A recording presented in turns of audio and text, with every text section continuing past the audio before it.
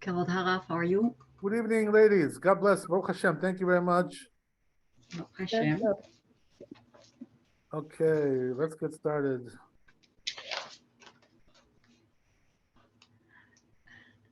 Okay, here we go. We were left on Bet Yosef and the word kashe, difficult. Oh, That's kashe, yeah.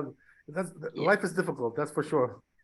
Oh, That's exactly the point. okay. Oh, okay. That's what it means. Yeah, well, yeah, I don't know. That's what it means for me. I don't know. Oh, no. I'm joking. I'm joking. But there's a little bit of truth in the joke also. Ah, Okay. you think? What can you do? Life is not easy. We're in galut, we're in galut, so. Yeah. Galut I is not guess it's easy. expected. Yeah. What can you do? Okay, yeah, close the noise there. System is detecting some phrase. Some what? Some Phrase. phrase? Phrase. Phrase? What on the phrase? It's something that you're saying. Oh. A phrase. And Oh, it's asking how can I help you, basically. oh, I see. It's Google searching all the I time when you see. teach it. Okay. We have All right. Very polite. Okay, good. Okay, we have a good. spy in the room. I see. It's taking, That's for sure. That's a spy. That's for sure. taking down everything. No we question say. about it. Okay, so as we said, right, kasher, right? It's kasher. That word is the key word, kasher. Aval kasher, right? Shelo haya lo lilmod ze mikan deha sikna. But it says it's difficult. Why? You should have learned this from here, because we concluded that tefillin havia teuvta de Rav Chazda. Tefillin is a rebuttal of Rav Chazda. Ela kol mitzvah she asiyata gamar mitzvah. So he says rather what it is that every mitzvah that doing it is the finishing of the mitzvah. Kigon milah, like for instance milah. Afagav the kshera begoy, even though it's kosher by a goy. B'Yisrael tzarich levarech, but with the Jew you have to bless. But whatever, when you do it, it's not the end of the mitzvah. B'Yisrael and tzarich levarech. So by the Jew you don't have to bless. So it says it shouldn't be difficult to you. Lomar the Sefer Mitzvot Katan Sover, that this book, the Sefer Mitzvot Katan, he holds that Tzitzit begoy kshera, that Tzitzit with a goy is kosher.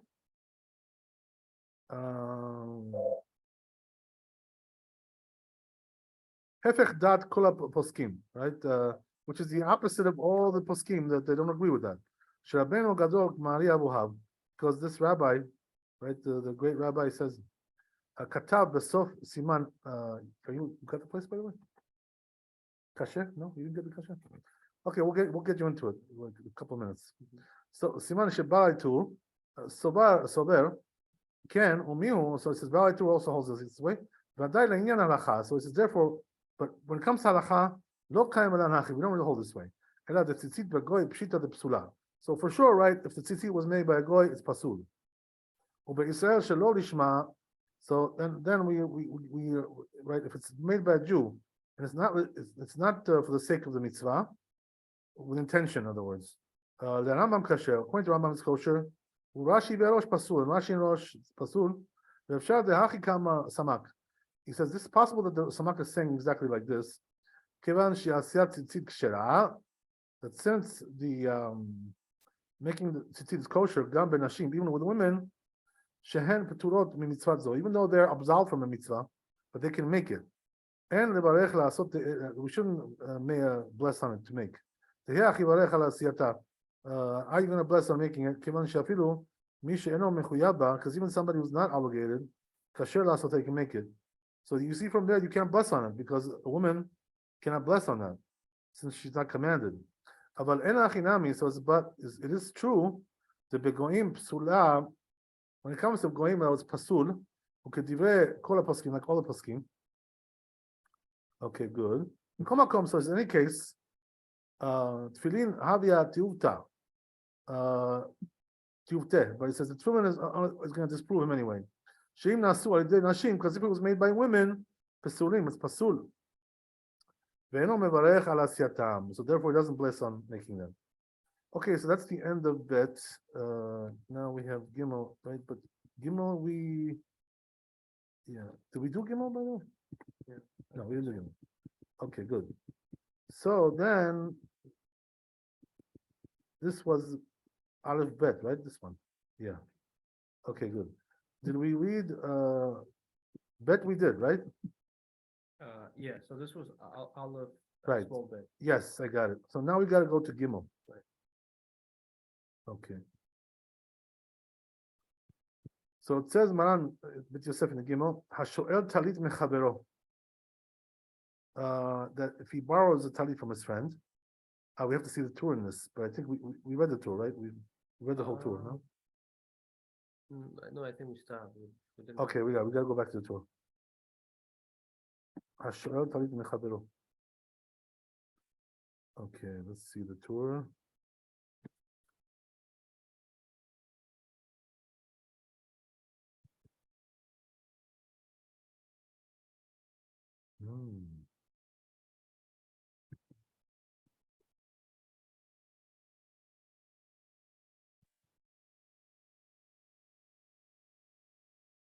Right, so it says like this. You got the place in this one? Mhm. It says Hashoel talit michavero. If he borrows a talit from his friend, patur minatil b'tzitzit. He's patur from putting tzitzit. Interesting, right? He's absolved.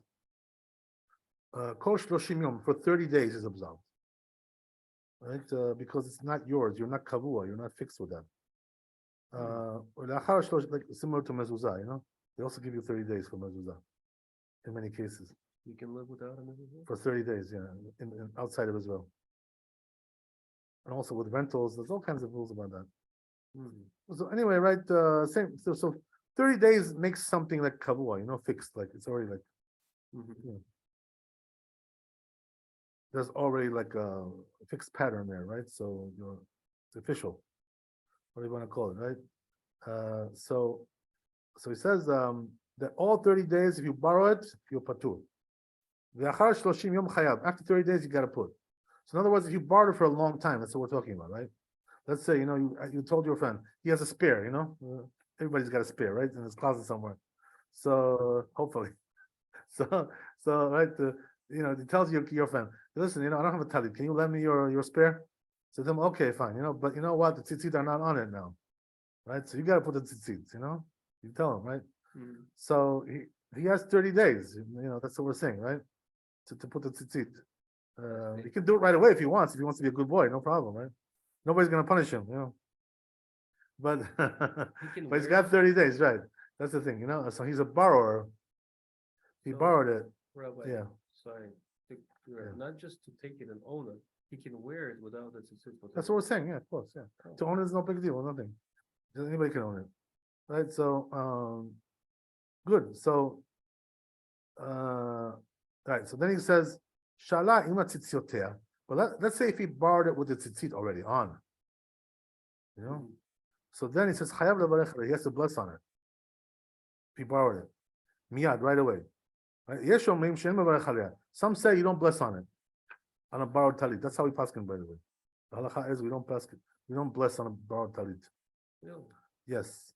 What about the ones on the shul? Right. So what's the trick? You got the right question. You came to the right question there, right? Baruch Hashem, that's good. You're asking the right questions. So the answer with the shul is that we assume there's the poskim right like this, you know. We assume that the shul like gives it to you, you know, right? You know, for that moment that you're wearing it, and then you got to give it back. That's called matana al manat le'achazir. It's a gift on condition to return. Like with the 4 kinds on Sukkot also. Yes, the same thing. Yeah. So you know, but right. So yeah, if the shul has one, they're obviously intending to give it to everybody, But right? Rabbi, why is it so? Why can't we bless on someone like? There's a drash that they drash in it. You know, just like everything else. You know, comes from psukim. You know, lecha, you, not yours, madama, lecha, blah blah blah. You know, it's right. Those kinds of things. Right? Shelcha, sheli, sheli. They darshan those things. You know, they're chachamim. Interesting. Yeah. So good. So it's מברך עליה עד לאחר היום יום. מיד, שיש אומרים שאין מברך עליה עד לאחר לעולם יום. Some say you don't bless until 30 days. ולא נהרה לאדוני ולראש. So it says the Rosh doesn't agree with that. Right? So the Rosh is cholek on this, whatever. So that seems to be the end of the tour, right? Arosh. Good? Is it the end of it? Okay. Let's go back to Bet Yosef. So says Maran, you got the place there now? Okay, so we're good, right? Hashoel talit mechavero. So it says, right? Person borrows talit from his friend. Patur melatil batzitzit.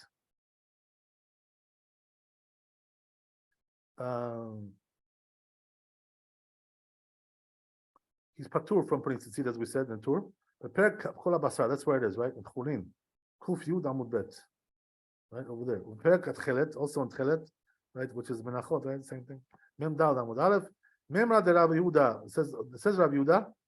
Uberesh Perek Reshit Agez, also there in Chulin. Kuf Lamed Vav Amud Aleph. Kesutecha. Right? Lamali. It says Kesutecha. Your beged. If it's not yours, don't bless on it. That's what we're saying. You got it?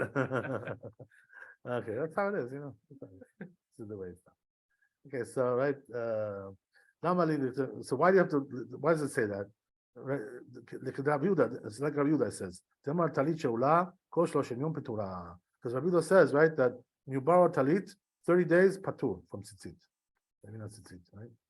Umashma dehane shloshim yom. So says Maran, it's mashma. It implies that these 30 days that we're mentioning here, tzarich sheyu retzufin, 30 days in a row, not with interruptions, right? Rabbi, so if you borrowing from your friend's talit and you're using it for prayer, you can't bless. Right. So the only way you could bless was if you would give it to you as a matana, So you would have to ask him, because you can't assume that he gives it to you as a matana. You know what I mean? So ask him, give it to me as a matana or minat lachazir, in order to return it. So this way, right, you'll bless on it. Is that a trick? Huh? A rabbinical trick. It's yours, but it's not yours. You know what I mean? That's the way it is. Okay, whatever. So it's good to know these things. Sometimes you need to know these things. Okay, so as we said, right, that mashma dehana shloshim yom tzarich shiur letzufim. Shelo echazira ben time. What does that mean? 30 days in a row. He didn't return it in the interim, return, go back and forth, No, he was holding on to it all 30 days, like in a row. That's what it means, No interruptions. Okay, so then he goes on to say, that's what's in Nimuk Yosef. Vilchot Tzitzit, over there in Vilchot Tzitzit. B'Shem Aritva, name of the Ritva. Katva Tosfot, says Tosfot, V'Arosh in the Rosh. The Perek Kol Abasar, in this Perek over there, which is in the Churim. The Midoraita Petua Leolam. Look what it says, right? From the Torah, it's always patur. When you borrow it, can you imagine? You're always patur. Over 30 days. So. Yeah, even over 30 days. Borrowed is borrowed, after all, right? Borrowed is borrowed. What is the difference does it make? 30 days, 60 days, borrowed is borrowed. Right? Makes sense. So it's not your kind of a thing. You can be borrowed. Just go borrow, go borrow. Yeah, exactly. So they say, right? Kedikamar Bereshit Gez Kesutecha, your beged, but not shel other people's beged. Right? But it says because it seems like what?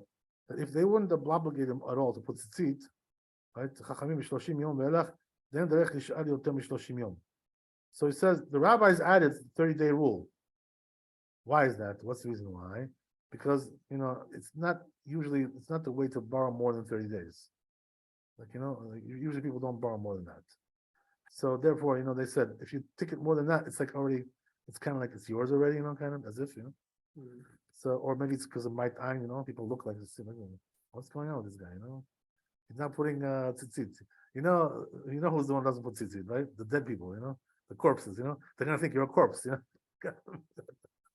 Are you dead? Are you alive? Only dead people don't put tzitzit. Right? So it's like that's weird. Yeah. By the way, this is exactly, now you brought me to the point, right? This is exactly where it learns in the Gemara that the mitzvot are going to be abolished. From this, I just told you no. How is that? Because when we put the tzitzit on a dead person, right, the talit, we take off the tzitzit because he's dead. He's patur from mitzvot. This is the reason why we do it. Right. Snip it off. And then Right. So now here's the thing. But what's going to be when Tchiat HaMetim? They're going to get up with that talit. Understand? So Gemara says, how are they going to get up like that with no tzitzit? You see from there, the mitzvot are going to be batel. In other words, when Tchiat HaMetim occurs, the mitzvot already will vanish. What do you say about that, huh? Rabbi, hold on. Pretty sharp, huh? It is. Just one question. That's what the Gemara says. The clothing got this. The only Hashem knows how to, refurbish your clothing. He'll give you a nice dry cleaning. Don't worry, everything will be good. and we understand from the genetics, from the DNA of this bone. You're right. The Get full- rebuilt. Yeah. it's All the a- more so you can rebuild, say, your stupid clothing. You can rebuild that too. I mean, you can refurbish I thought we're gonna your clothing. I thought we're gonna get the brand new and When they get up, they're gonna get up with what they were wearing when they died. When they were buried. So how can it be? There you go. There's not gonna be any mitzvot. That's why he's gonna be getting up with that tzitzit. That's what it says. Okay, go figure. I think it's symbolic, Rabbi. No, it's symbolic. Chas v'shalom. The clothing. If you is say about that, the external. Talmud, you can say everything is symbolic. Oh, tzitzit is also symbolic. Don't put tzitzit. It's just symbolic. You become a reformed Jew. That's what happens. By the way, regarding that, there's a famous story in the Gemara, Masachet Tanit. Over there, it says like this. Listen to the story. It says there's a pasuk, in the Nevi'im, the prophets, that says that when HaKadosh Baruch Hu will return the Jews to Yerushalayim, he's going to rebuild Jerusalem and he's going to put around it like precious stones, to be the walls. Mhm. Not like, regular cement, There's going to be precious stones. So, Rabbi Yochanan darshan this, to his Talmidim. So, this Talmid, he was like one of those guys, what do you call it? Skeptic, so he says, well, Hashem, what? He's going to put precious stones everywhere on the walls. Who can do such a thing like that? You know what I mean? It's not, we never saw something like that. So what happened was that at night when he went to sleep, they showed him in a dream, that Hashem is preparing these, these precious stones to put them around the wall. So they showed him in a dream. Can you imagine? So he came back the next day. So he tells Rabbi Yochanan, look, listen what he tells him. He says, Hashem should bless you, says your rabbi. He says, whatever you said, now I see that it's really true. He tells him, what do you mean? What are you talking about? So he says, because I saw in a dream, whatever you said, that it's all gonna happen. So Rabbi Yochanan looks at him, They say about Rabbi Yochanan, there's a funny story about him, what it is, right? That he had like long eyebrows, So in order to look at somebody, he had to raise the eyebrows. So he had like tweezers, He had tweezers, and he would take the tweezers and raise up his eyebrows if he wanted to look at somebody. Right? So What what an happened ego. was What an ego. Now you So- saw it in the dream. so he lifts up his eyebrows and he tells him, he says, I said, what? So he says, before you had the dream, he said, you didn't believe what I told you? What do you thought? That I was playing games with you? What happened? So he gave him one look, and he died on the spot, right? He killed him right, he finished him off right there. Why is that? Because the lack of emunah, don't believe. We don't believe. You have to believe everything it says. They say, by the way, the Chazal, same thing, it says in the Nabi that the day before Mashiach comes, Eliyahu will come. That's what it says. You've heard about this, no? Yeah. So, some people think that this is not, figurative, just some kind of a mashal, no mashal. What are you talking about? The day before Mashiach comes, Eliyahu is going to come. That's what it means. So the rabbis took that literally, So they, what do you call it? Because of that, they made all kinds of halachot because of that, because of this. That Eliyahu was supposed to come one day before. So they said, you see from there that Mashiach cannot come on Shabbat. Why? because that would mean that Eliyahu would have to come on Friday, and we don't want that. Why? Because it's going to be a balagan. What does that mean? He's going to come, everybody's going to be like, what happened? Eliyahu came. What happened? So, they're going to show it on, Fox, CNN, Eliyahu is here, So can you imagine? So what do you call it? Elijah, right? Exactly. So they're not gonna, they're not gonna be able to prepare for Shabbat because they'll be too excited. That's why Eliyahu cannot come. On Mashiach cannot come because Eliyahu was to come the day before. So they took that literally. Same thing. Everything is literal. Same thing, by the way, regarding this issue. That it says, it says about Mashiach, in the prophets. It says, I was speaking about this downstairs. It says about Mashiach that if two people come for judgment in front of him, he will be able to smell who's right and wrong, by smelling them. So you may think, oh, this is some kind of mashal, what's smelling? Who can you smell? What are you smelling? What, the deodorant? What are you smelling there? What's there to smell? So no, what happened was that when Bar Kochba, became the leader, so Rabbi Akiva thought he was Mashiach, he made a mistake. That's what it says, right?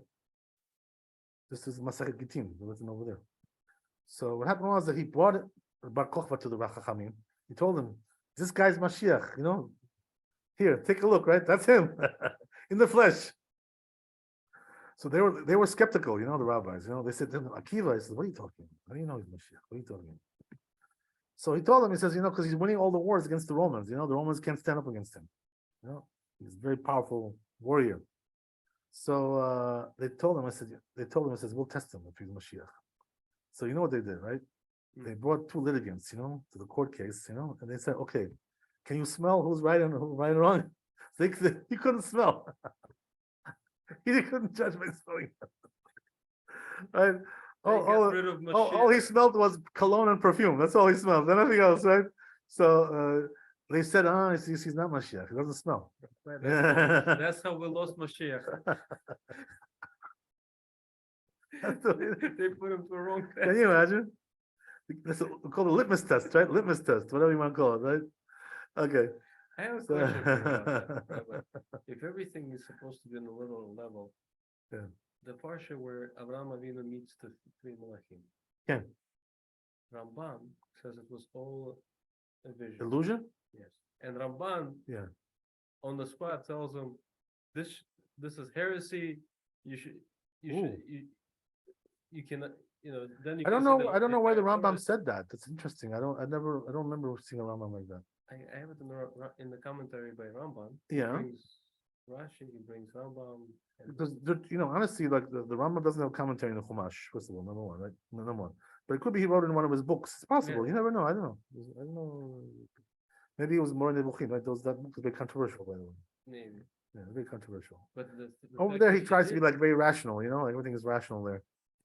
So, by the way, there is a theory like this. That book that he wrote, more in the Bukhim, he over rationalized everything there. He went a little bit too far. But they say there was a reason why he did that. The reason is because in their generation there was like some kind of movement like this, a rational movement, razionali, everything was exactly. So they didn't believe in like supernatural things, So he wanted to like write a book to come down to their level, kind of, like to explain it according to their level. It's a little bit strange, it's a little bit strange. You can't bend the truth, though. That's why a lot of people have issues with that book.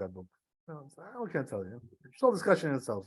I don't want to get into it now, but the point is that the truth is, that these things the rabbis meant them literally. All these things. That's what we see.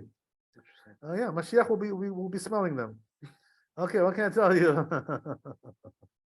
That's the way it's gonna be. Okay, so getting back to what we said, right? So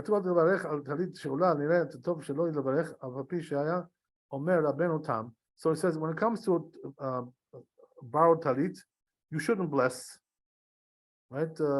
Even though Rabbeinu Tam used to say the nashim mevarchot asukah. Oh, so Rabbeinu Tam holds that women bless on sukkah and lulav, right?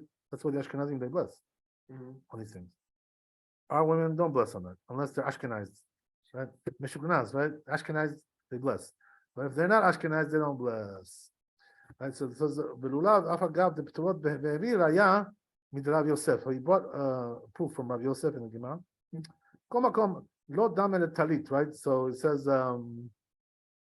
nevertheless doesn't resemble Talit. Shula borrowed Talit. Rafa Piken. So you know what he's saying? That even the Rabbi Tam holds that women should bless on Sukkah and Lulav, but he would agree with Talit, not like that. I thought he just said yes, bless. According to this opinion, it says not to bless, right? Two different opinions. But he says whoever blesses doesn't lose anything. In other words, he has what to rely on, you know. Even though according to Rabbi Tam, whatever, according to this opinion, whatever. So he says Samak Katav Kidivrahem. Samak also agreed with them. Also Samak. When Nimuk Yosef Katuv, it says over there Nimuk Yosef, Katuv shenahagu levarech al talit sheula mitzuyetzet. So he says the custom is to bless on those borrowed talitot. But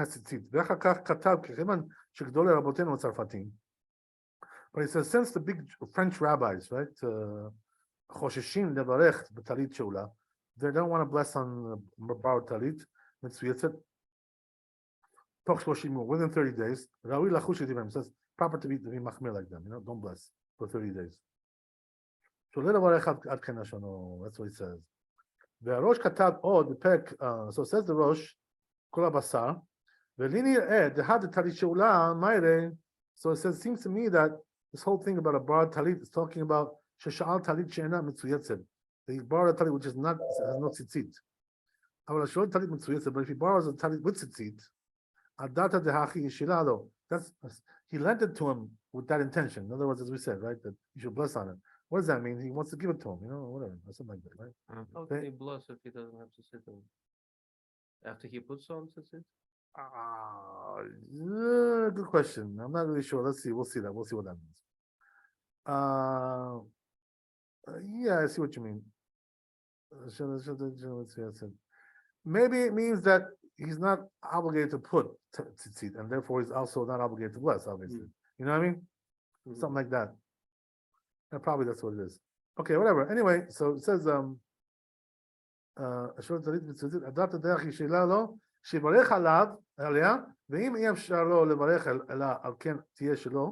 if it's not possible to bless unless it's his, so it's considered like you give it to him as a gift, right? In order to return, as we said, right? That's the way it works. Right? Same thing. It resembles the issue of a person who borrows a cloak, whatever, some kind of a jacket, and he dies. And somebody dies, a relative of his, and he's not allowed to rip that because it doesn't belong to him, you know. So you have to rip, but not you have to rip your clothing, not somebody else's. Don't punish your friend because of your mourning, right? Okay, so that's what it means, right? Yeah. By the way, a lot of people, play these tricks, like not a lot of people, but some people, they do is when somebody passes away, they borrow somebody's shirt, so this way they don't have to tear it. Who does that? Don't ask. Very good. Oh, God. I remember when the rabbi passed away on the Shalom, we made a tear in the shirts. Yeah, that's the way it was. Okay, so let's go on.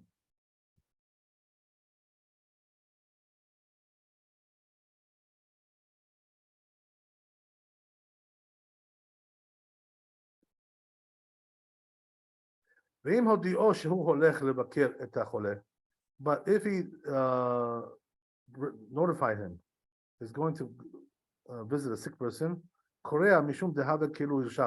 then he can tear it. Why? Because it's considered to be like he allowed him, because he knew he was going there, and he knew the guy may die.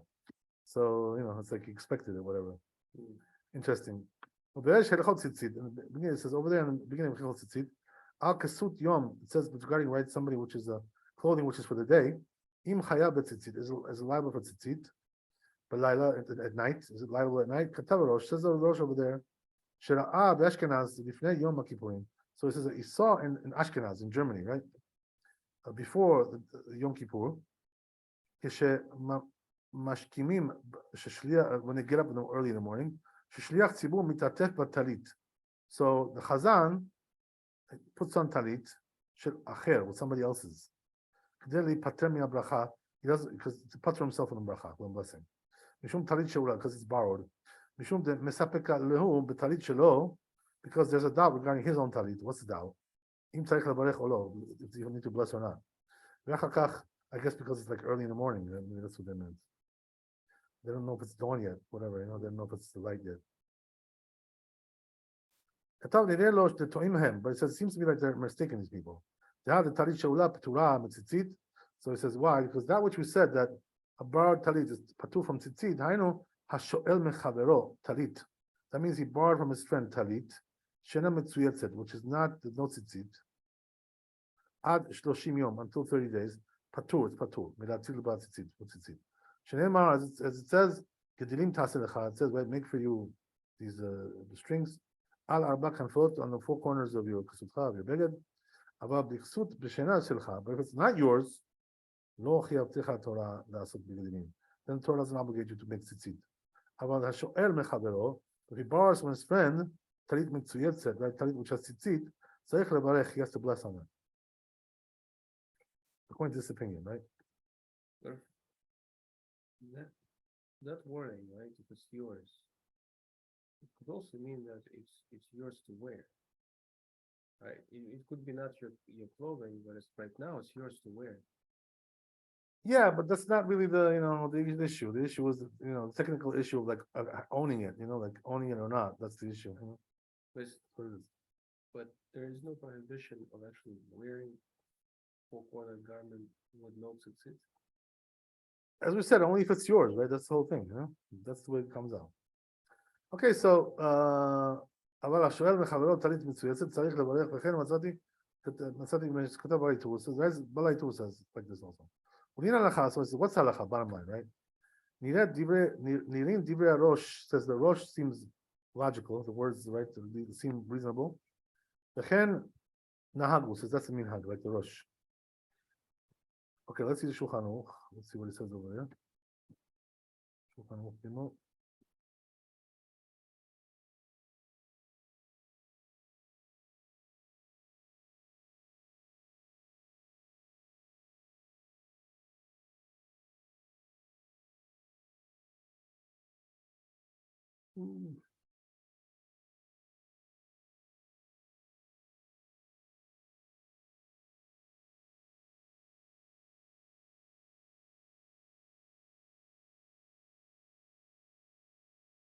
Okay.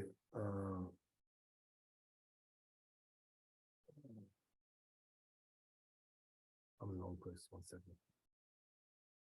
I veered off somewhere. Took a wrong turn. Wrong exit on the LIE. 1 second. All right, 1 second.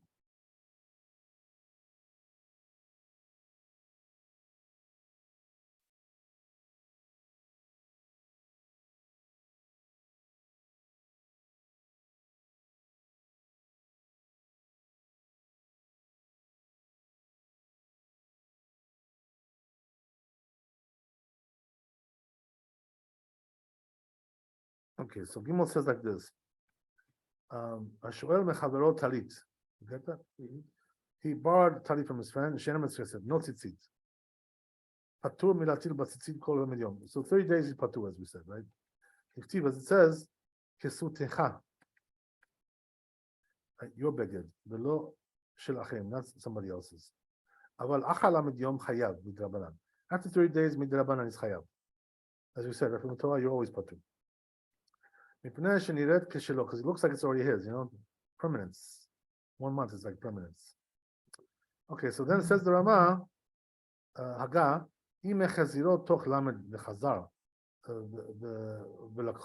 what about if he returned it within 30 days and then he borrowed it again? As we said, with breaks, right? Not consistent. Right?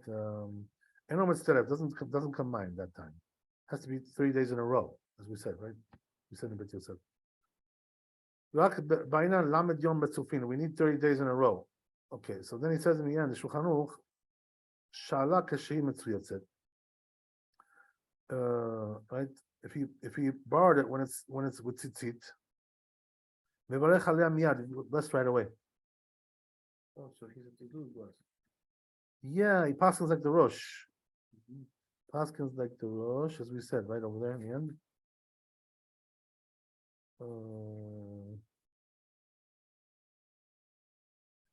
But it seems to me that the Achronim have some discussions about this. You know, they say Safek Bachot Le'akel. That's what I remember, you know, that they go against Maran. Doubtful blessing. Right. But You how know? can you say Beit Yosef said that So you know that the Chidah has this rule, right? And the Chidah has a rule that when it comes to Safek Brachot, we go against Maran. That's how he paskins, you know. So a lot of the Sephardi poskim go like that. The rabbi doesn't hold like that. So probably if you look in Yalkut Yosef, you're going to see he says over there you should not bless. You know what I mean? On a bar talit because of Safek. right? The same thing is Yeah. with the. I remember Yeah. hearing about if you going to the bathroom and taking up this. Right, right. Yes, They yes. go against Maran, right? A lot of some of the Achronim, yes, yes, yes. Yeah. Absolutely. Even though I don't do it that way, but How come? well, because I don't hold like the Rishida that you should do Safek Bachor against Maran. It's, by the way, not everybody agrees with that. There's also people that they say that they're not like that. Hmm. It's machloket, you know, everything's a machloket. But It seems to be more reasonable that way, you know, that you shouldn't go against Maran because I'll tell you why. The whole premise of the Safek Brachot Le'akel, we should go against Maran. What's the premise? The premise is that according to the Kabbalah, the prohibition of Safek Brachot Le'akel, the prohibition of Bracha Batala, is more severe than the other prohibitions. Kabbalah says this, you understand? So therefore they say, you know, since it's more severe than the other prohibitions, it should be more machmir, you know, even against Maran. You understand? how come Yeah. Rabbi then says this too? Yeah, he brings that down, sure. So what I'm saying is that a lot of people hold this way, you know, a lot of Acharim hold this way. But there was also another Chacham that said not like this, Rav Shmuel Laniado. Who was that? He was in the generation of Maran. You know the stories, right? Rav Shmuel Laniado was a Sephardi Chacham, you know, like from Spain or whatever. Laniado was the Spanish name. Mm. You know, so what happened was that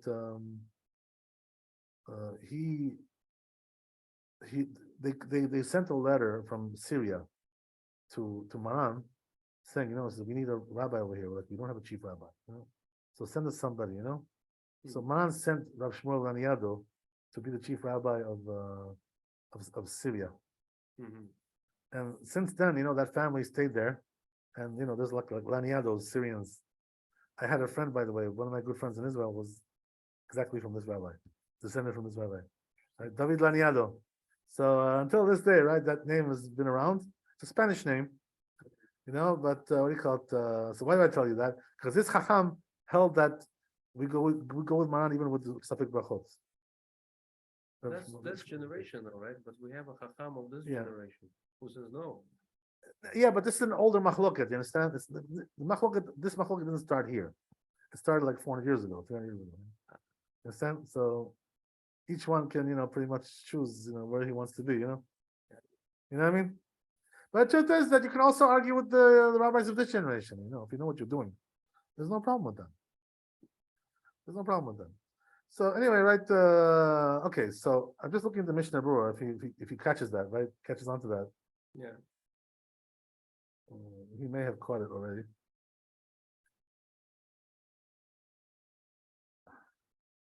By the way, Rabbi, what do you say if you accidentally said the bracha? What? Even not accidentally, there's no problem. You know what I'm saying? All the more so accidentally. No, why? No, Because you have what to rely on. You know. That's no. Not yeah. for this, So, just in general. then what? You're so screwed up in a sense, like Right. It happens all the time. Sure, it happens. Yeah. you rush and yeah. you say a bracha, a wrong one. I remember. You know, like I was listening to a shir of Yitzchak Yosef. You know, his Motzi Shabbat lecture. You know, there you go. And you know, every time they give him like a cup of tea. You know, to drink. So what happened was he made the bracha twice, you know, the same cup of tea.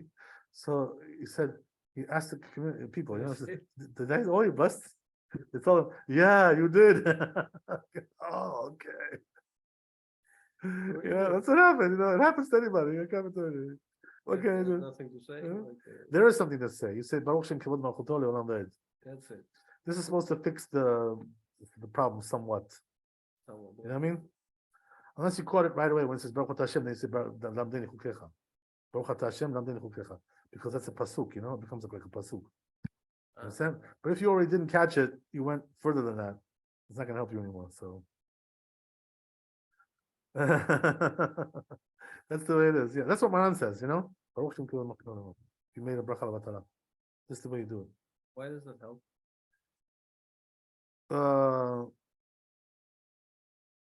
Because it's not levatala anymore. You blessed Hashem. Right, but you're just saying blessed is You understand? His name, right? In other words, you said Baruch Atah Hashem, right? That's you made it was levatala because you didn't need to bless. Then you said this, you know, so it became like a sort of like a blessing, kind of series of blessings, you know, whatever, something like that. So that's why it fixes it up somewhat. You know? Yeah. Okay, so that's the way it works. So I'm just looking over here. So he does bring over here, you know, that there's a big machloket here.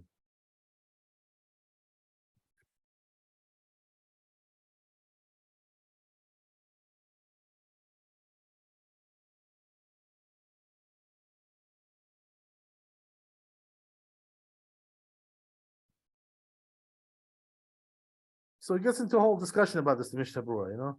Lechatchila, you shouldn't do it, blah, blah, blah, all kinds of stuff. He's already getting scared about it. You know what I mean? But it seems like he in theory at least he agrees with Maran, because he says that most of the Achronim agree with Maran in this issue. You know. On the other hand, there's also the ones that don't agree. So, you know, I think that in Yalkut Yosef you'll find not to bless, but I have to check. You know, make sure. If I'm not mistaken, whatever. Just like from my faint memory, I can just recalling it, whatever. Okay, so anyway, right, that's the story. Let's go back to our discussion.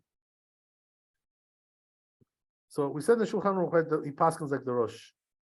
Yep. So if it has tzitzit, you bless right away. Yeah, I mean, you know, you can rely on that for sure. There's no question about it. But if you're choshesh, you're choshesh. Let me just see what it says in Biur Halacha. See what it's over there.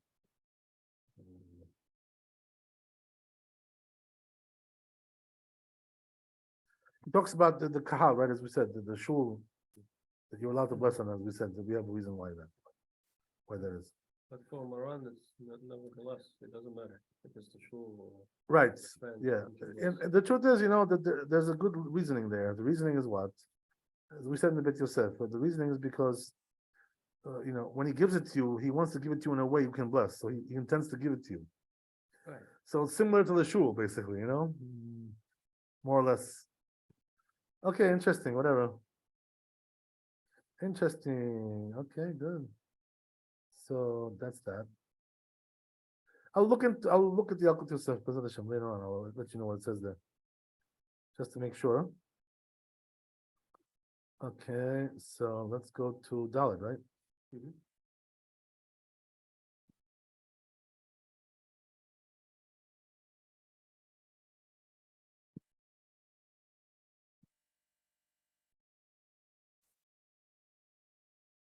So there's also a tour over here, right? One more piece in the tour. And then we do Bet Yosef. So it goes like this. But he told Talit Chavero Belo Dato V'Levech Alea Yeshomim. Oh, this is exactly what we just talked about. Right, to take your friend's Talit. Wait a second. No. He told Talit Chavero Belo Dato. Yeah. V'Levech Alea Yeshomim Shehu Mutar. Some say you can bless on that. The Nichale Leinish LeMe'abad Mitzvah. Because person wants you to do the mitzvah, you know, with his assets, with his property. But you should fold it back, right? In other words, don't just leave it like, you know, dump it, you know, and just like, you know, leave it there. You fold it. If you used it, fold it back to, you know, to a nice position. You know what I mean? Some people are not so considerate like that, you know? You know how people are. Why was it necessary to include that? The what?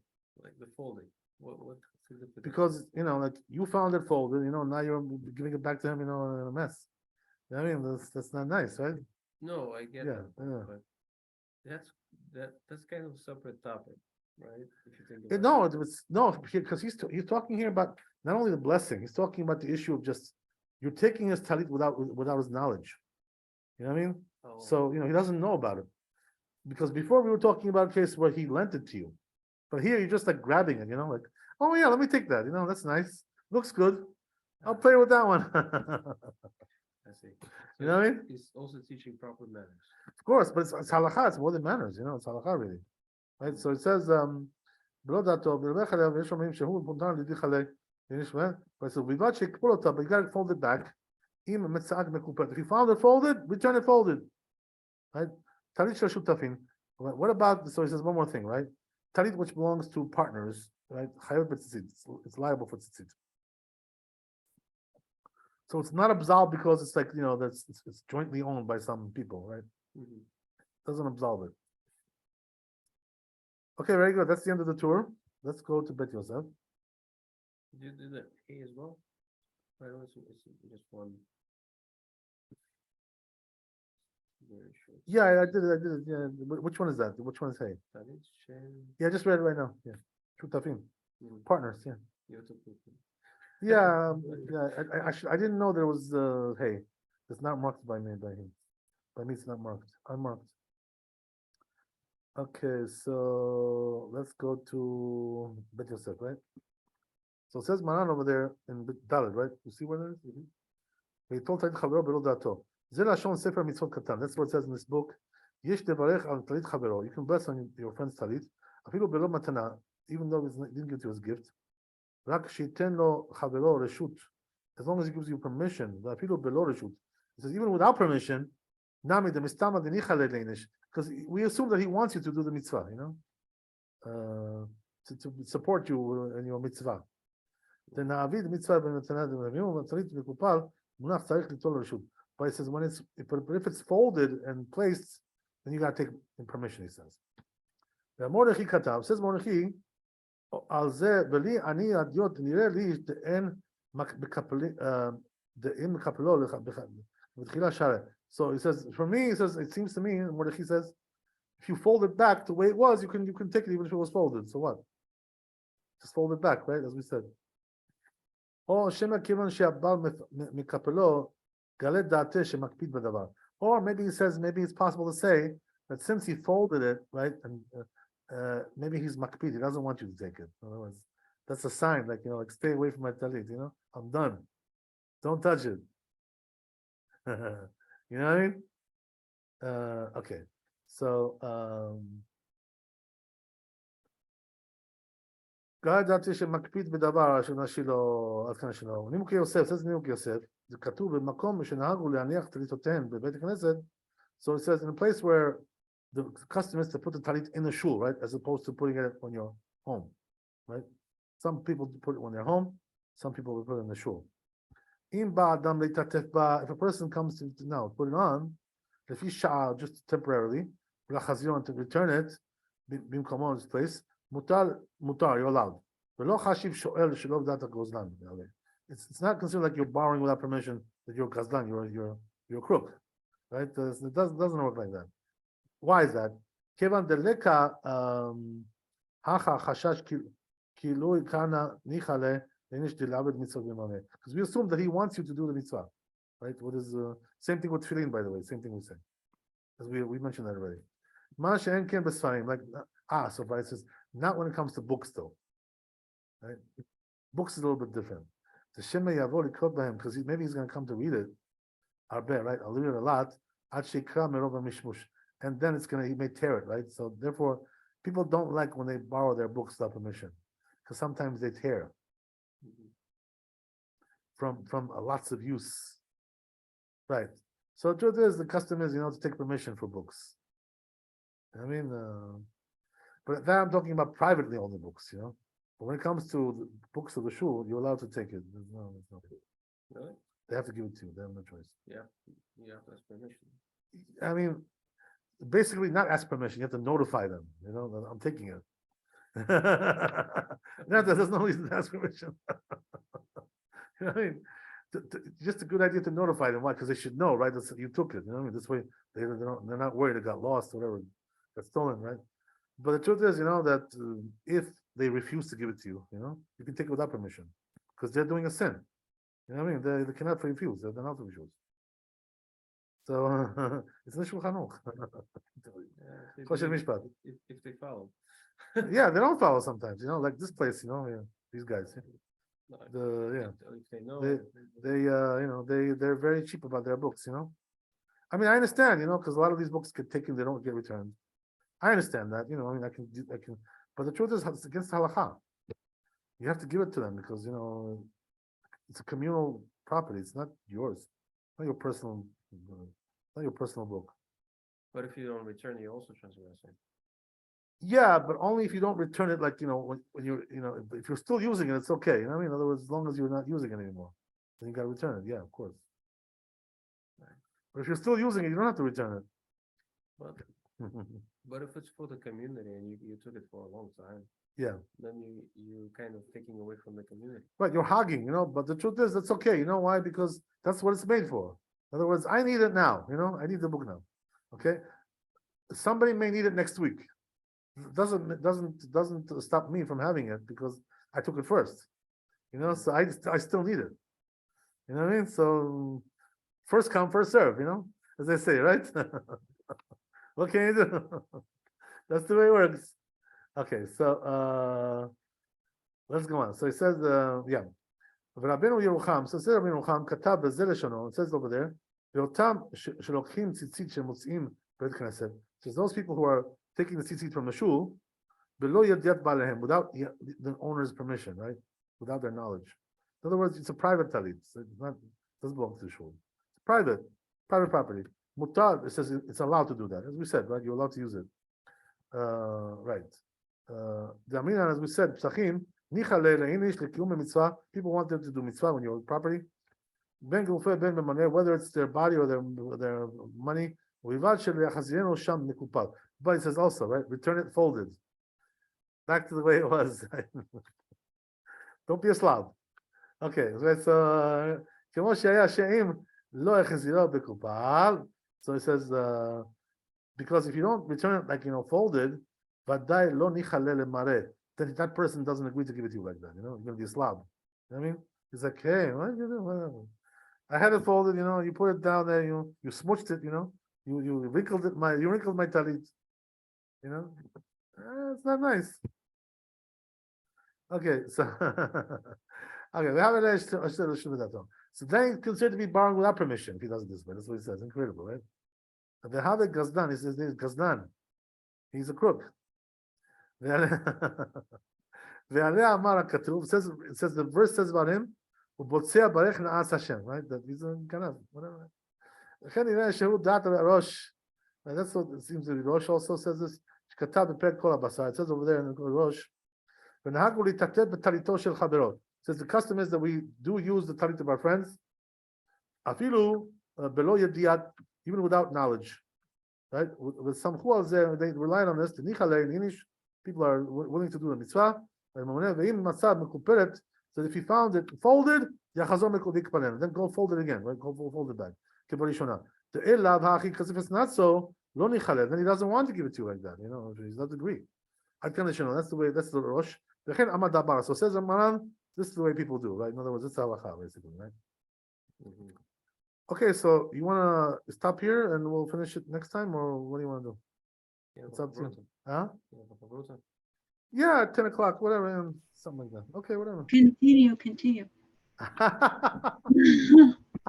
Sorry. All right, okay. I have no problem. You guys, everybody agrees to continue. I have no problem. I'm down for it. I'm down. Yeah, okay, continue. No problem. So now we're gonna go Shulchan Aruch, right? Dalet, right? So you see that, Yitzchak? Mutar litol talit chavero. You're allowed to take the talit of your friend, uvarech alein, to bless on it.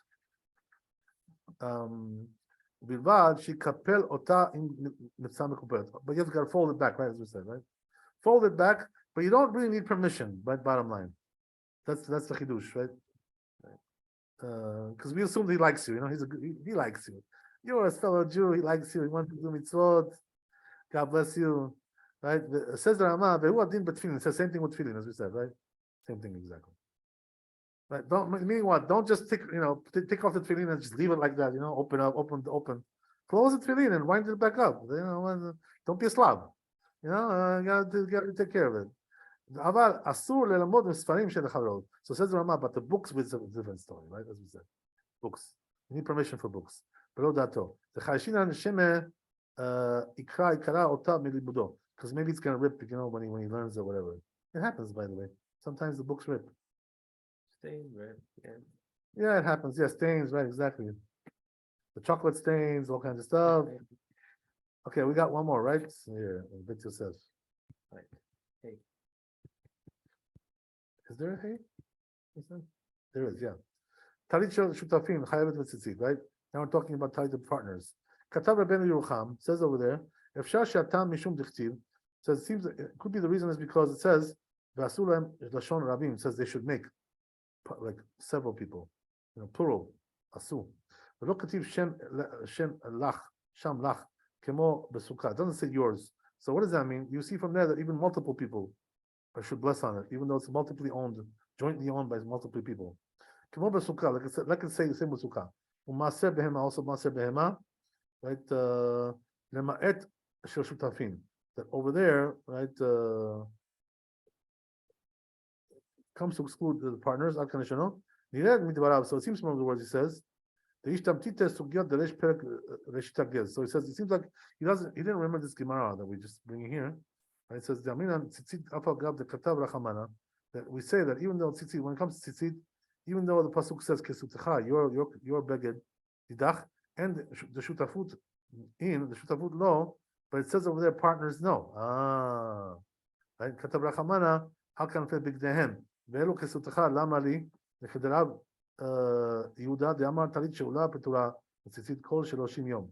So basically, right, Manan is saying that this rabbi didn't darshan it properly. Rabbeinu Yerucham. Okay, just give me 1 second.